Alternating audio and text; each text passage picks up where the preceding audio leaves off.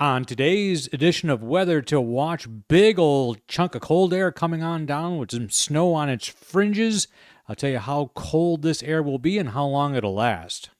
Hello, I'm meteorologist Ted Keller. It's a Friday afternoon. Got some big changes coming up, big pattern change. A big whopping area of cold air is ready to come on down. Before we get to that, there are two things I want to show you: the current situation and also a little bit of a severe thunderstorm threat, and then we'll get to that cold air and snow.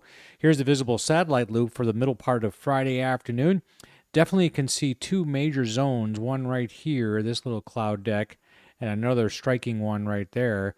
An intense swirl in the clouds there on the Montana-Canadian border are all the main features so far on this weather map. Now, if we take a look at the 500 millibar flow, things become a little more clear. First of all, it's a very active flow, very strong jet stream winds virtually all over the country, really. The stronger winds are indicated by the packing of these red lines. These are height lines. You can think of them as pressure lines. Technically, they're the height of the 500 millibar level. But for all practical purposes, they indicate how fast the wind can blow. So, and also when they dip down like this, these are troughs of low pressure like this one. This is a very intense one. You can see the swirl in the cloud right underneath that low right there, the one we just showed you. So it's pretty active weather pattern. The surface map shows low pressure just around Mackinac Island. And those two cloud bands associated with two fronts. The second one I just drew, this one right here, a lot stronger. A little warm front kind of snaking its way through the southeast. If we go to that low over north of Lake Huron, we see a lot of warm temperatures out ahead of it with 70s indicated by this orange color. This is computer model generated temperature, so it's pretty close, but you can certainly see that the two fronts right here and right here connected to this area of low pressure there in southeast Canada. Is there rain along that? There sure is. Pretty good rains in New York State, especially north of Pittsburgh, northeast of Pittsburgh. Some pretty good downpours. Nothing severe in that activity. The severe weather, if it happens at all, would be right in here. Let's talk a little bit more about that.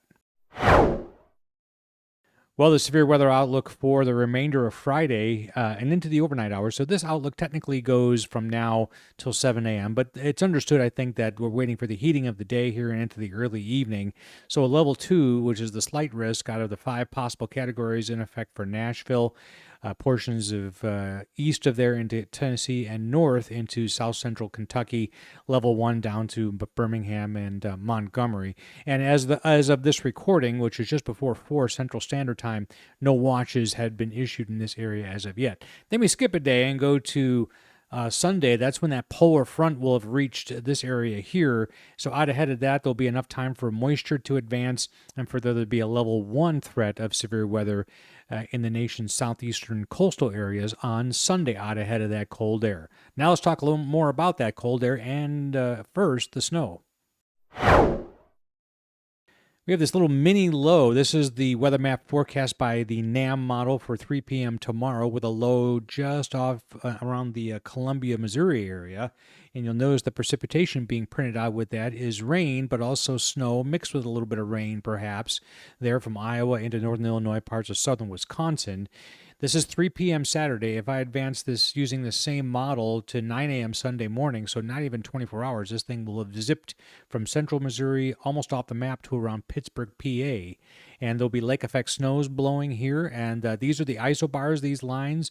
And as a rough approximation, you can always say the wind will cross these isobars at about 30 degrees toward low pressure. So the wind is implied here to be coming off the lake, of course, and that's helping to enhance that lake effect. And also, it's not quite cold enough. It's cold, but not quite cold enough. So you see that green there? It's actually lake effect rain, and that's totally plausible. It's really the instability and the moisture being fluxed into the lower atmosphere that causes the precipitation. It just so happens that is more pronounced and more noticeable when it's snow and when the temperature differences are larger, and that's all coming up later this season.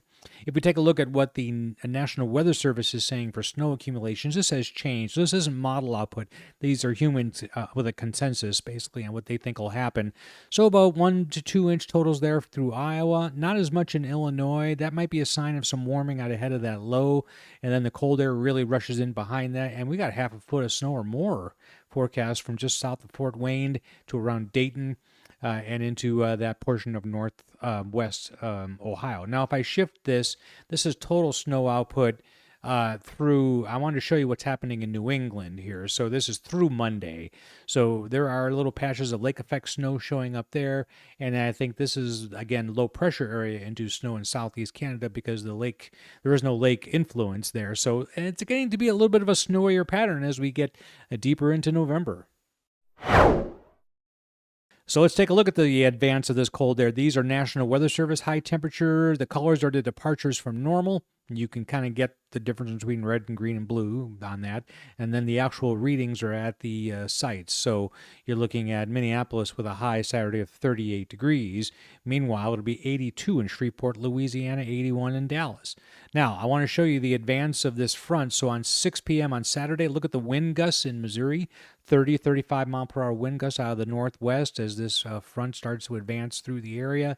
That's 6 p.m. Saturday. 6 a.m. Sunday, look how many states have 30-plus mile per hour wind gusts. Indiana, Ohio, Kentucky, into Illinois, Missouri, kind of a reinventing of that wind gust from what was right behind the front, which was the last map I showed you.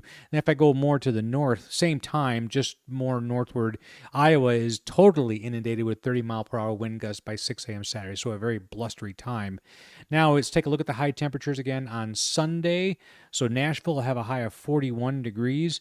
It'll be really chilly. Knoxville only 38 degrees, 37 in Columbus, Ohio.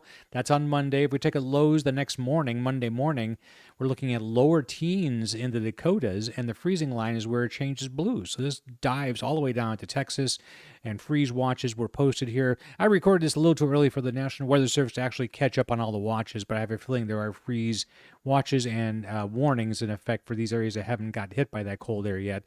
But we're already on a recovery, already on the mends by the high temperature forecast for Wednesday, cool in just the eastern sliver of the U.S., but much of the country goes to an above normal temperature, much above normal temperature pattern again.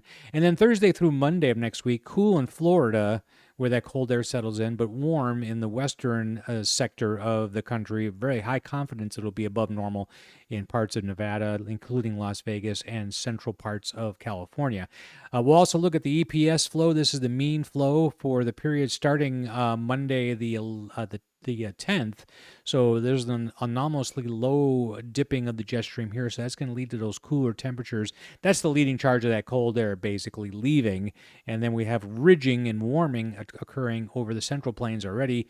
Florida will be very chilly on average starting next week, but much of everything basically west of the Mississippi is going to experience an above normal pattern, again, on average over that 10-day period.